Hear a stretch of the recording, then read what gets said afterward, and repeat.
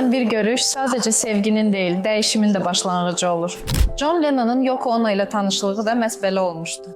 Yoko artıq tanınmış konseptual rəssam idi. Amma John'un həyatına daxil olanda və xüsusən də onunla birlikdə tədbirlərdə görünəndə dünya dərhal onu problem kimi görməyə başladı. Halbuki o sadəcə azad fikirləri olan bir qadın idi. Səssiz qalmaq istəmirdi. O, sənətdə də, həyatda da sərhədləri sorğuluyurdu. Onlar birlikdə sülh mitinqləri keçirir, sənətə fərqli yanaşmalar sərgiləyir, dünyanı düşündürmək istəyirdilər. John'un baxış bucağını Yoko dəyişdirdi. O, artıq təkcə musiqi ilə yox, bir çox sosial və siyasi mesajlarla çıxış eləyirdi. Lakin media Yoko'ya qarşı çox sərt idi. Özünü bəyənmiş qadın, John'u dəyişdirdi, Beatles'ı dağıtdı.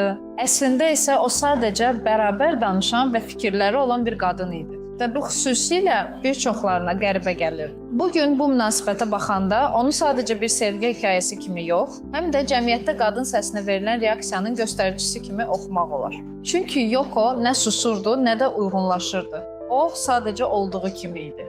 Bu isə bir çoxlarını narahat eləyirdi. Bəs siz bu cütlük haqqında nə düşünürsünüz? Sizcə Beatles Yoko'ya görə dağıldı?